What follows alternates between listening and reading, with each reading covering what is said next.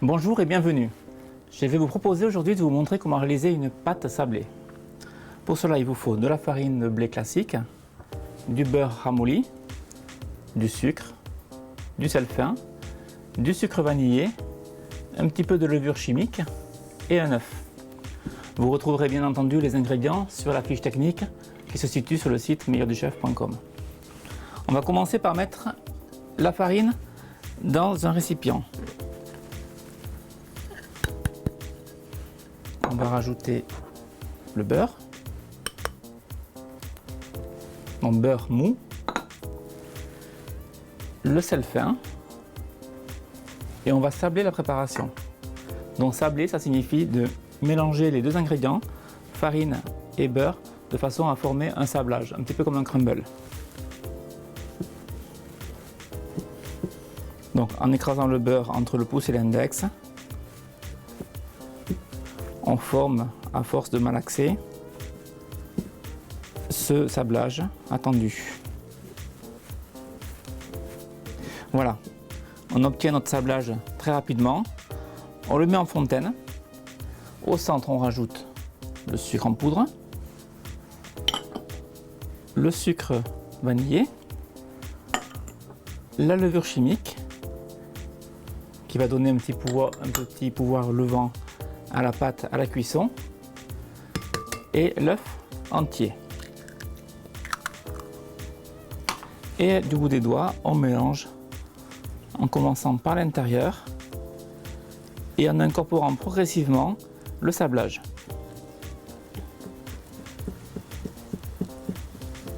Voilà. Donc on obtient une pâte de plus en plus compacte.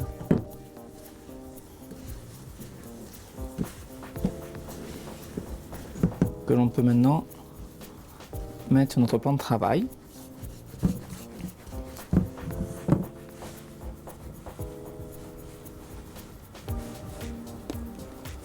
Donc n'hésitez pas à avoir un petit peu de farine à côté de vous au cas où ça colle un petit peu.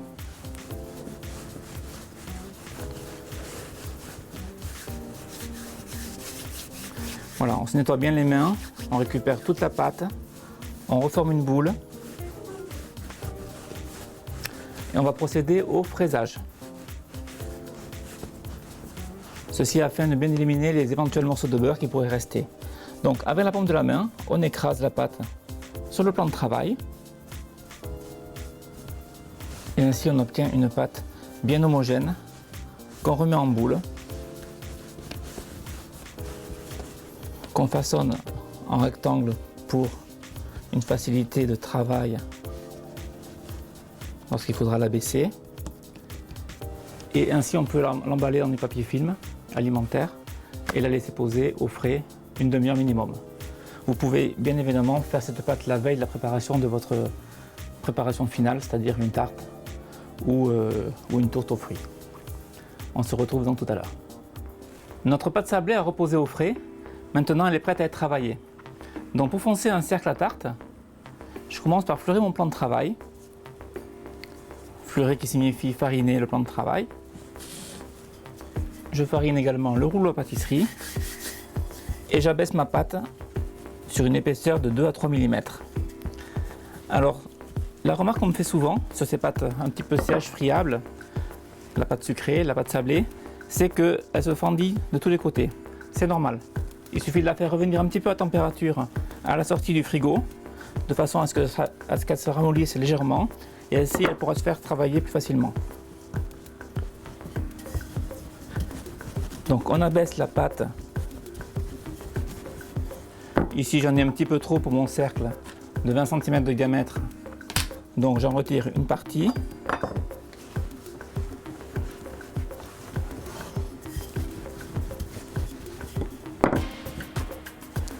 Et je récupère à chaque fois la farine que j'ai sur le plan de travail de façon à ne pas qu'elle colle. Si elle se déchire, c'est pas grave. De toute façon, à la cuisson, la pâte va fondre et les deux bords vont se remêler ensemble, donc c'est pas très grave.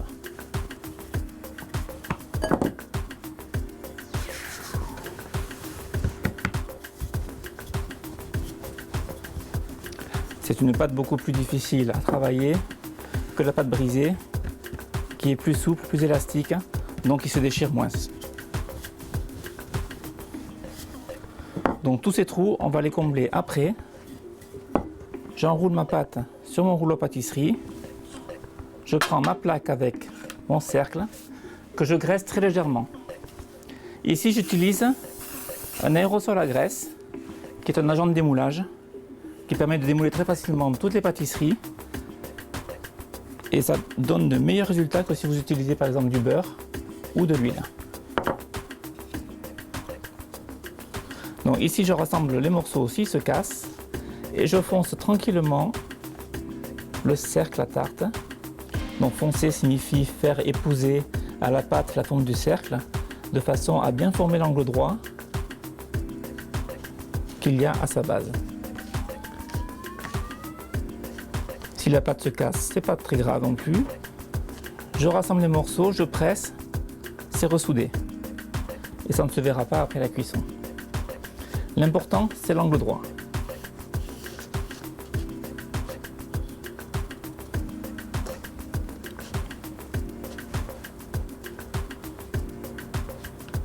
Je coupe tout l'excédent de pâte avec mon rouleau à pâtisserie.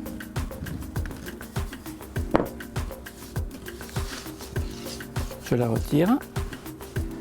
Et là, avec le pouce et l'index, j'épouse encore une fois parfaitement bien l'angle de façon à bien le marquer et être sûr qu'il sera parfait une fois cuit. Donc ce fond de tarte qui est sucré peut vous servir à faire des tartes aux fruits, de la pâtisserie. En aucun cas une préparation salée.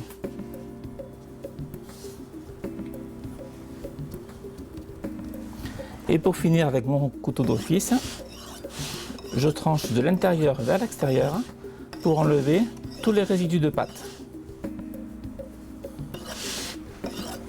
Que la pâte arrive vraiment à fleur.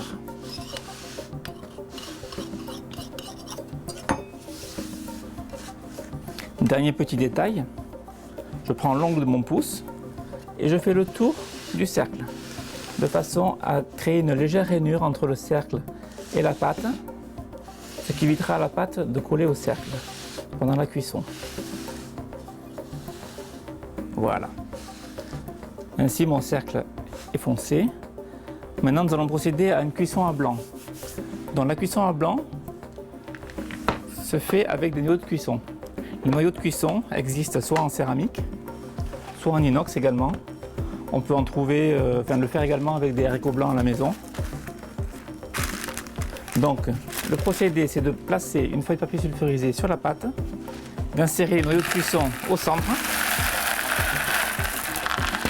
de bien les faire épouser toute la place de façon à éviter à la pâte de boursoufler durant la cuisson.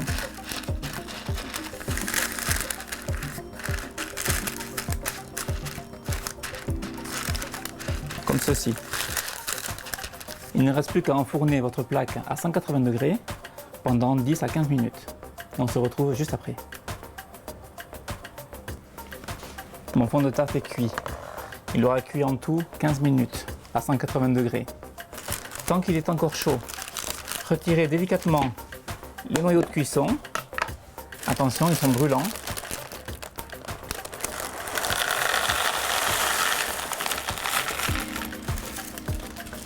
Et vous voyez ainsi le fond de pâte qui est cuit. Donc l'angle n'est pas bien formé à l'intérieur, c'est pas ça l'important. L'important c'est l'extérieur. Et il faut retirer le cercle tant que celui-ci est chaud, de façon à ce qu'il se décolle très facilement. Et là, on peut constater que tout le pourtour de la tarte a l'angle bien formé et qu'il ne nous reste plus donc qu'à le garnir avec une crème et les fruits de votre choix. J'espère vous avoir donné envie de faire une tarte à la maison avec ma pâte sablée et je vous invite à me retrouver très rapidement pour une nouvelle technique. À très bientôt.